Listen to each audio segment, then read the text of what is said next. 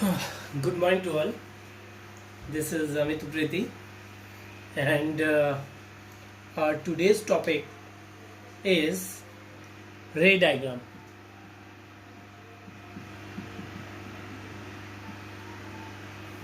For concave and convex mirror. In our previous lecture, I told you about concave and convex mirror. And the terms I have told, the just as pole, center of curvature, radius, focus, these all points we have discussed. Now in this we want to make ray diagrams for concave and convex mirror. For this, at least two rays are required for making a ray diagram. Two rays are required for making a ray diagram. And for our convenience, we'll take two that type of rays for which we know the pattern.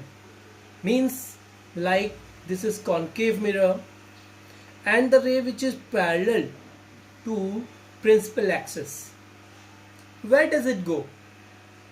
We know it, that it goes from focus. It goes to the focus F. So this one ray we'll be using for making our ray diagram. Second, because two rays at least required, so second, just reverse of this you can think. You can think the reverse means the ray which is coming from the focus. What will happen to this ray? The ray which is coming from infinity, it is converging at focus. Now which is coming from focus, it will go parallel to the principal axis. Right? Parallel to the principal axis toward the infinity. So this is the second ray we can use. Okay, one more ray we will be talking about, because sometime we will be requiring that ray as well. This is focus, this is center of curvature. Suppose the ray which is coming from center of curvature, what will happen? We should know. And at every time, you know that rays are following law of reflection. What is law of reflection? That when the ray comes incident on a surface, this is normal, and the incident ray make an angle I. After reflection, the ray make the angle R. This is reflected ray. So I and R must be equal. I is equal to R. This is law of reflection. This is the first law of reflection. Second law is that incident ray, normal, and the reflected ray all lies on same plane. In only one plane they will lie. But this is the first one which is right now required. हमको चाहिए कि I R के equal है, और यहां पर हम जानना चाह रहे हैं कि अगर इस रूल का अगर हम यूज करें तो यहां पर जो आती हुई रे है इसको कहां जाना चाहिए. At this point if you will draw a tangent, अगर हम टेंजेंट ड्रॉ करें, मान लीजिए यहां पर ऐसे, टेंजेंट हमेशा रेडियस के क्या होता है? Perpendicular, right? Tangent is always perpendicular to the radius. अगर हम किसी भी जगह टेंजेंट ड्रॉ करें और ये सेंटर है, यहाँ से जोड़ने वाली लाइन को रेडियस कहेंगे, तो रेडियस के हमेशा परपेंडिकुलर रहेगा. So this is always perpendicular. और इंसिडेंट रे भी यही है. This is the incident ray, और परपेंडिकुलर भी यही है. दैट मीन्स नॉर्मल भी यही है और इंसिडेंट रे भी इसी से आ रही है. मतलब इंसिडेंट रे नॉर्मल के ऊपर से आ रही है. So where does it go? अगर इंसिडेंट रे नॉर्मल के ऊपर से आएगी, जीरो एंगल बनाएगी। नॉर्मल के ऊपर से आने का मतलब है जीरो एंगल बनाना नॉर्मल के साथ। तो कहाँ जाएगी? ऑफ कोर्स जीरो एंगल बनाते हुए वापस जाएगी। दैट मीन्स आने वाली रे ऐसी, जाने वाली रे ऐसी। तो that means we can say कि लाइट रे अपने पाथ को रिट्रेस कर रही है। It is retracing its path. ठीक है, ये तीन रे का हम यहां पर यूज करेंगे रे डायग्राम बनाने के लिए। ओके, तो starting with the first ray diagram of concave mirror. अभी हम कॉन्केव मिरर की बात कर लेते हैं, कॉन्वेक्स बाद में करेंगे। फॉर कॉन्केव हम पहले कर लेते हैं। Concave mirror, this is concave mirror. पहला रे डायग्राम, यहां पर फोकस, यहां पर सेंटर ऑफ कर्वेचर, रे आ रही है इन्फिनिटी से। पहला वाला रे डायग्राम हम क्या क्या चीज यूज करेंगे? हम एक तो देखेंगे कि ऑब्जेक्ट की पोजीशन कहां पर है। सेकंड हम देखेंगे कि इमेज कहां बन रही है। थर्ड हम देखेंगे कि नेचर क्या है। नेचर, ऑब्जेक्ट की पोजीशन कहां है फर्स्ट केस में? ये तो इन्फिनिटी पे है। और इस समय इमेज कहाँ बनेगी? आप सब जानते हैं कि आती हुई रे जो पैरेलल है वो हमेशा फोकस से पास करती है। तो पहला रे डायग्राम तो बहुत इजी है कि आती हुई रे यहाँ फोकस पे मर्ज कर जाएगी। That means image will be formed at focus, right. और नेचर क्या होगा? आप जानते हैं कि कॉन्केव मिरर हमेशा एक रियल इमेज बनाता है। अगर आप यहाँ पर एक पेपर रख दें, मान लीजिए ऐसे पेपर रख दें और यहाँ सनलाइट हो, तो ये पेपर जलना शुरू कर देगा इस पॉइंट पे। ये प्रैक्टिकल हम करेंगे। तो दिस इज कि नेचर हमेशा इसका रियल होना चाहिए, क्योंकि रियल है तभी तो ये ऑन द स्क्रीन आ रहा है। तो nature is real, real and real है तो हमेशा inverted, real inverted, right.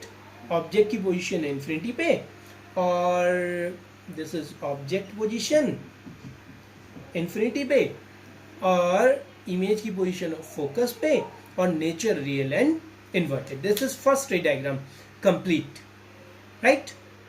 Now the second one, हम सेकंड वन देखिए इसको किस तरीके से हम देख सकते हैं कि हम इसमें जब भी ऑब्जेक्ट इन्फिनिटी पे है तो हम ऑब्जेक्ट को दिखाएंगे नहीं, बट अगर ऑब्जेक्ट सेंटर ऑफ कर्वेचर से पीछे है पर किसी फाइनाइट डिस्टेंस पे तो हम ऑब्जेक्ट को दिखाएंगे। इसके बाद ऑब्जेक्ट को दिखाना शुरू करेंगे। तो this is the second ray diagram we will be using. देखिए ये द मिरर, ये द प्रिंसिपल एक्सिस। पहली रे हमने ये यूज की जो पैरेलल गई और कहाँ से पास की? फोकस से। अच्छा, सेकंड रे कौन सी यूज कर सकते हैं हम? देखिए एरो लगाना मत भूलिएगा। एरो बहुत इंपॉर्टेंट है कि रे को दिखाना कि रे एक्चुअली जा कैसे रही है, ये दिखाना बहुत इंपॉर्टेंट है। ठीक है, तो this is the first one रे। और सेकंड कौन सी यूज करना चाह रहे हैं आप? मैंने तीन रेज आपको बताई हैं, तो चलो हम फोकस वाली यूज कर लेते हैं। फोकस से जो पास करती है, देखिए आप स्केल का यूज करेंगे, आपका रे डायग्राम अच्छा बनेगा। मैं स्केल का यूज नहीं कर रहा हूँ फिलहाल समझाने के लिए। तो दिस इज यहाँ पर इमेज फॉर्म हो रही है और आप देख सकते हैं इमेज को, मतलब इमेज स्क्रीन पे आएगी, राइट। तो ऑब्जेक्ट कहाँ पर था? बियॉन्ड सेंटर ऑफ कर्वेचर से पहले, राइट। और इमेज कहाँ पर बनी? देखिए सी और एफ के बीच में बनी है। देखिए जरा, between C and F. Nature अभी भी real inverted, real and inverted. अच्छा एक चीज और, हम इसका साइज भी देख लेंगे। ठीक है, एक बीच में मैं इसमें साइज भी लिख देता हूँ। ओके, थोड़ा सा जगह बना लेते हैं। इमेज फोकस पे, इमेज एंड साइज, बीच में ही जगह बना लेता हूँ। इमेज यहाँ पर तो फोकस पे थी, यहाँ बिटवीन सी एंड एफ है, BW between C and F, इस सेकंड का। यहाँ साइज था पॉइंट साइज, बहुत छोटी सी पॉइंट साइज और यहाँ पर साइज है स्मॉल, छोटी इमेज है। देखिए आप देख सकते हैं ऑब्जेक्ट बड़ा है, इमेज छोटी है। ठीक है। थर्ड हम यूज करेंगे जब ऑब्जेक्ट सी के ऊपर आ जाएगा। अब हम ऑब्जेक्ट को सी के ऊपर डाल दें तो देखिए क्या होगा। जब ऑब्जेक्ट सी के ऊपर, ये एफ, ये सी, ऑब्जेक्ट यहाँ और यहाँ से रे गई, रे कहाँ जाएगी? फोकस पे, राइट, गई। सेकंड ये वाली रे यूज कर लो ऐसी, देखिए ये गई रे और ये ऐसे है। अब देखें कहाँ मिल रही है, बिल्कुल सेंटर ऑफ कर्वेचर के ऊपर मिल रही है। देखिए जरा, ये सेंटर ऑफ कर्वेचर के ऊपर ही मिल रही है। मीन्स ऑब्जेक्ट बिल्कुल सेंटर ऑफ कर्वेचर के ऊपर है और इमेज भी वहीं पर है। दैट मीन्स ऑब्जेक्ट एट सी है और इमेज भी एट सी है। और इमेज का साइज इस बार कैसा है? इक्वल साइज की इमेज बन रही है और इस बार भी रियल इन्वर्टेड इमेज ही बन रही है, राइट। तो ये तीन हमने देखी अभी। अब चौथी हम देखते हैं। चौथी बताइए क्या होगी? सी और एफ के बीच में आ जाएगी। ओके, तो ऑब्जेक्ट को बना देते हैं सी और एफ के बीच में। ये एफ, ये सी और ऑब्जेक्ट आ गया सी और एफ के बीच में। ऑब्जेक्ट से रे गई, पैरेलल हो गई। ओके, सेकंड फोकस से गई, हाँ, फिर पैरेलल। थोड़ा डायग्राम थोड़ा गलत बन रहा है, थोड़ा अच्छे से बनाते हैं। अच्छा, एक चीज़ और, डायग्राम कैसे सही बने, सबसे मेन बात है डायग्राम कैसे सही बने। इसके लिए मैं एक तरीका बताऊंगा आपको एक तरीका बताता हूँ डायग्राम सही बनाने का।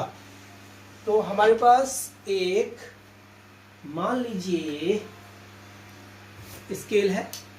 ओके, एक स्केल है, ठीक है। स्केल के एक पॉइंट पे, ओके, ये रहा स्केल का एक पॉइंट, ठीक है। ये आपके प्रोटेक्टर से होगा वैसे, वो तो मैं आपको स्केल से ही करा दे रहा हूँ। ये वाला पॉइंट जहाँ पर आप स्केल को रखेंगे, ये वाला पॉइंट ऐसे रहेगा फिक्स। यहाँ पर आपका कंपास का वो पॉइंटेड एंड आएगा। आप देखिए कैसी, ये देखिए,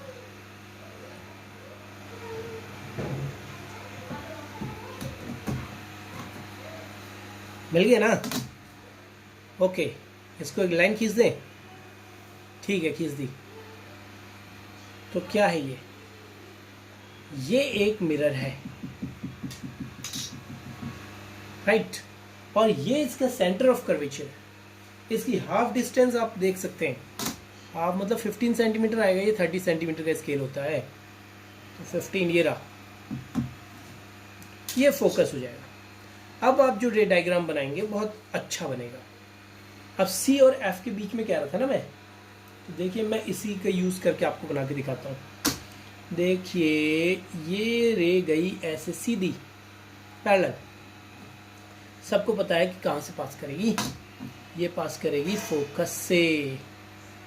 ये कहाँ से पास करेगी? फोकस से। सेकंड, जो फोकस से जाएगी, अरे बहुत बड़ी हो जाएगी, रे डायग्राम बहुत नीचे तक आएगा, मिटाना पड़ेगा, रे डायग्राम बड़ा बनेगा। इसको और बड़ा कर लें,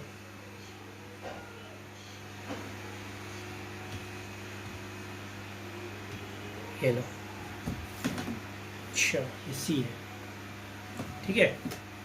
अब जो फोकस से आएगी ऐसे, वो पैरेलल हो जाने वाली है। तो देखिए ये दो रेज कहाँ जाके मिलेंगी, एक रे ये वाली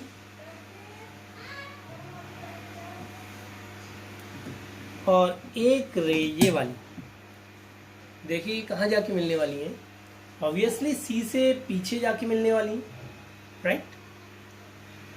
हम थोड़ा अगर छोटा रे डायग्राम बनाते तो हमको थोड़ा सा इजी होता, मुझे छोटा स्केल का यूज़ करना चाहिए था, कोई नहीं, फिर भी एक बार जल्दी से मैं बना के दिखाता हूँ। चलिए यहाँ पर 15 सेंटीमीटर पे ले रहा हूँ और यहाँ से ही रे डायग्राम को ऐसे बना देता हूँ। इस बार ये पॉइंट मैंने फिक्स किया है, तो देखिए आप 15 का हाफ कितना होगा, 7.5, 17.5। ये फोकस, ये सेंटर ऑफ कर्वेचर, ये ऑब्जेक्ट को ऐसे ले लें और इस बार जो रे ऐसे जाएगी वो रे कहाँ जाएगी, फोकस से जाएगी, और जो रे फोकस से जाएगी वो पैरेलल हो जाएगी। इस बार देखिए सही रे डायग्राम इसमें ही आ जाएगा, इसी के अंदर आपको रे डायग्राम मिल जाएगा। तो ये रहा, ठीक है। प्रिंसिपल एक्सिस को और बड़ा कर लीजिए। देखिए ये रे गई ऐसी, ऐसे हो गई, ये रे गई थी ऐसी, ऐसे हो गई। तो डायग्राम कहाँ जाके मिल रहा है, देखिए बियॉन्ड सी। तो आपको मैंने लिखाया था क्या क्या, ऑब्जेक्ट कहाँ पर है, ऑब्जेक्ट बिटवीन है सी एंड एफ, ऑब्जेक्ट है between C and F. Image कहाँ पर है, इमेज है बियॉन्ड सी। आप साइज बता सकते हैं, yes, large, larged. And nature, again ये image real and inverted, good, ठीक है। नाउ द फोर्थ वन, ये तो 3 था ना, 4 नहीं, 4 हो गया, 5, जो फोकस के ऊपर होगी। यहाँ से रे गई, यहाँ से पैरेलल, यहाँ से ऐसे हो गई। अच्छा, सेंटर ऑफ कर्वेचर का यूज़ कर लो इस बार। मैंने बताया था ना कि सेंटर ऑफ कर्वेचर का भी यूज़ करना पड़ सकता है। जो सेंटर ऑफ कर्वेचर से रे गई वो वापस अपने पाथ को रिट्रेस करेगी, यहाँ से गई और ऐसे वापस आई। तो देखिए ये रे कहाँ जाके मिलेंगी, ये तो बहुत दूर जाके मिलेंगी, कहीं इन्फिनिटी पे मिलेंगी ऐसा लग रहा है। तो हम बिल्कुल इसका अपोजिट जो केस है, जब ऑब्जेक्ट इन्फिनिटी पे होता है इमेज फोकस पे बनती है, जब ऑब्जेक्ट फोकस पे होता है इमेज इन्फिनिटी पे बनती है। तो ये 5th केस आ गया, ऑब्जेक्ट था एट एफ फोकस पे, इमेज बनी एट इन्फिनिटी, साइज कैसा था, वेरी लार्ज, या हाईली मैग्नीफाइड भी कहते हैं, हाईली मैग्नीफाइड। और nature again real and inverted, verted. And last case, इसका एक लास्ट केस रह गया। और यहाँ पर क्या होगा देखिए जरा, यहाँ पर जब ऑब्जेक्ट एफ से भी आगे आ गया, आप स्केल से बनाइएगा, और दूसरा सेंटर ऑफ कर्वेचर से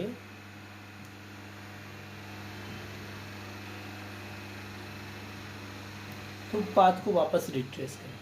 तो देखिए आप समझ सकते हैं कि ये रे यहाँ तो मिल नहीं सकती, देखिए एक्सटेंशन होते जा रहा है, ये रे यहाँ तो मिल नहीं सकती, ऐसे फैलते जा रही है।